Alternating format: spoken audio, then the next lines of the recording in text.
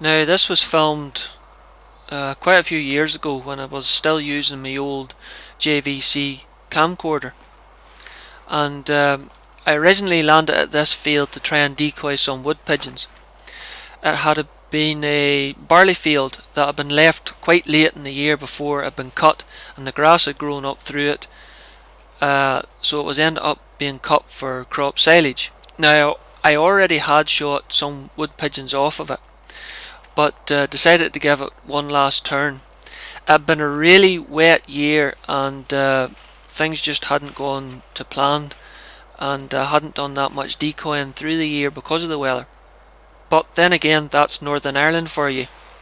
Now, as you can see, I'm building a hide. Now, I haven't showed this before on YouTube because most people prefer me to just get straight into the action and shoot something. And if that be the case, fast forward the first 5.5 minutes. But for those of you who've asked to see a wee bit more on how I build the hides I've used for pigeon decoying and so forth, watch on. Now, for those of you who have watched my Corvid KS1 and 2 DVDs, you'll probably recognise what I'm doing, as it's the exact same process.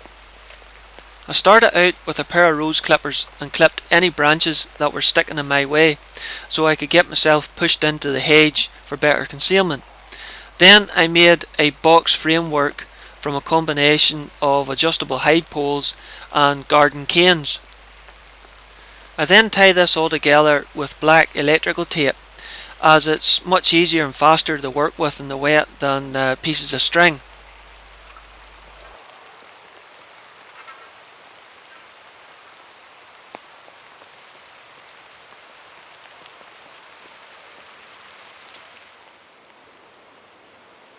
Once I have the framework made up, I then cover it with camouflage nets.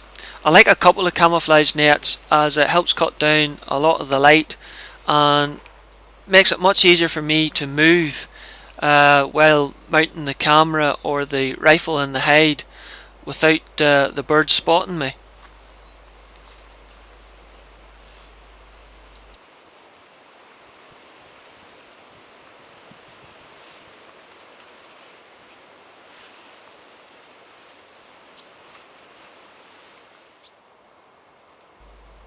Then, since it was such a breezy day, I pegged the bottom of the hide netting to the ground using tent pegs, but you can use pieces of stick cut from the hedgerow as well.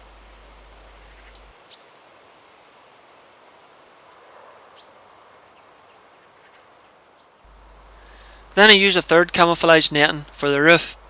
This might seem a little over the top to some people, but when you're airgun hunting you need total concealment.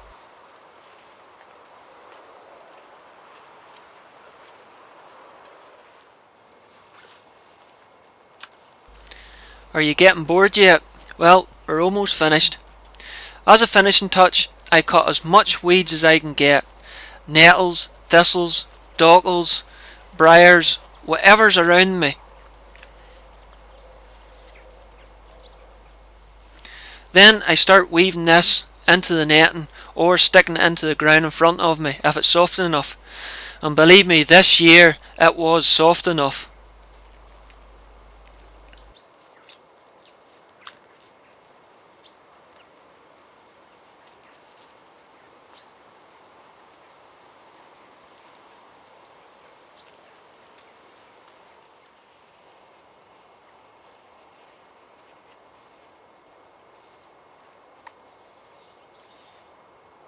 Then some long grass pulled up from the hedgerow on the roof of the hide to help hide that horizontal straight edge. Then a few briars to finish her all off. Of course, when you're adding briars or other foliage, make sure that the green leaves are light side down, otherwise it's a wee bit of a giveaway. It can take me 20 to 30 minutes to build a hide, working with the camera at the same time, but it's time well spent if you get it right. Unfortunately, this wasn't one of those days. As you can see, my intention was to try and decoy wood pigeons, and I had 4 or 5 dead wood pigeons with me to use as decoys, which I set out in a small pattern, just 25 to 30 yards in front of the hide. Unfortunately, there wasn't too many pigeons about, and they seemed to have moved on from this field, but there still was quite a few crows, rooks and magpies about, and as you'll see, I managed to bag a few of them instead. Welcome back all of you who fast forwarded to the action and missed all the good stuff at the start.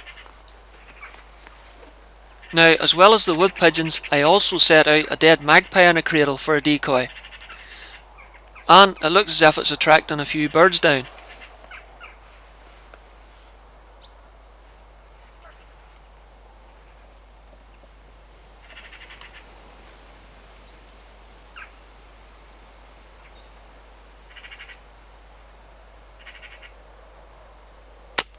And I managed to get him with a headshot at about 25 yards.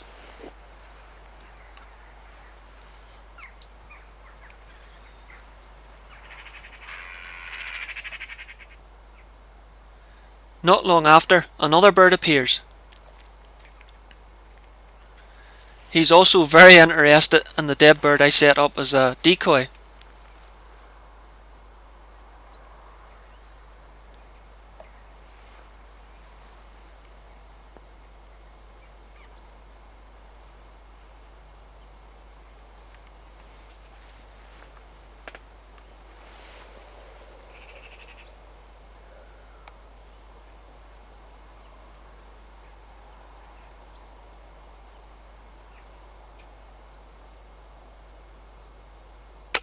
And he went the same way as the first bird with another nice headshot.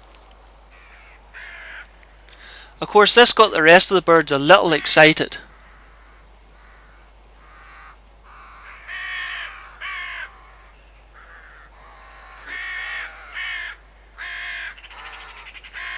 This is probably where a shotgun would have proved a far better tool for the job.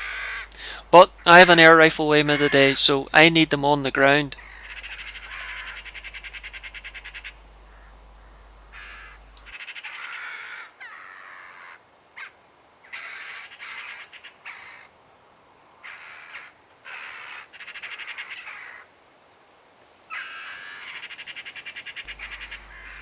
I waited till the commotion died down before I headed out and picked up the two birds I've just shot, as I didn't want the rest of the birds to see me in the field.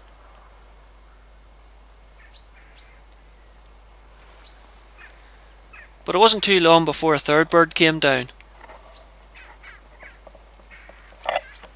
And again, straight over to my decoy.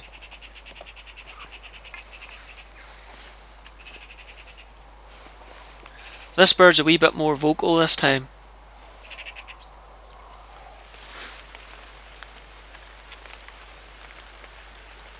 He flew up on top of the stick I had set in as a range marker.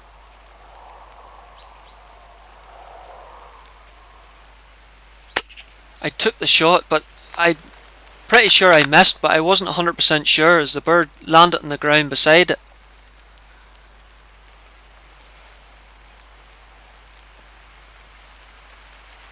He didn't look wounded, but I got the crosshairs on him and took him with another shot. As I wasn't terribly sure whether or not he was fully dead, I walked out to pick him up and found him still conscious, so I quickly dispatched him.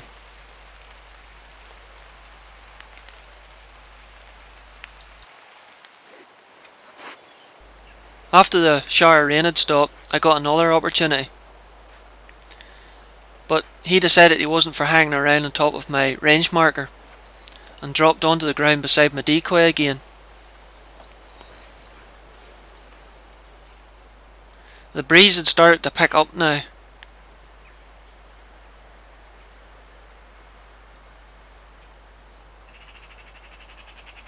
But I managed to get a shot off with a solid contact.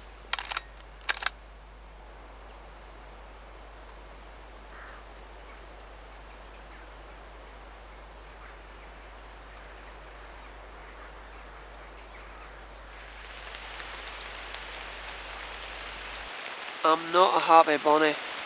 I'm getting soaked.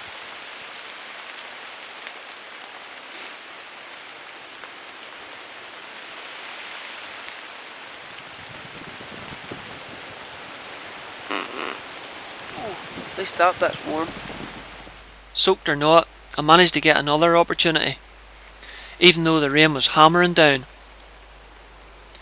I had the crosshairs set in the bird in the middle of the picture, as looking through the scope I didn't realise the bird on the left hand side of the screen was actually there and was presenting a far better shot.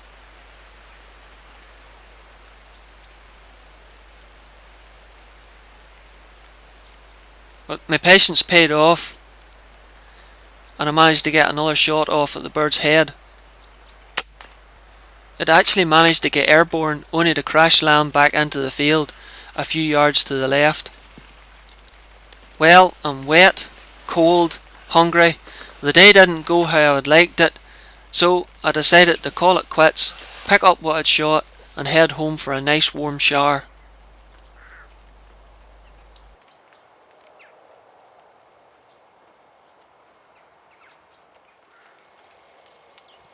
So, tired, wet, miserable and hungry, with only 5 magpies in the bag to show for it, would I do it again?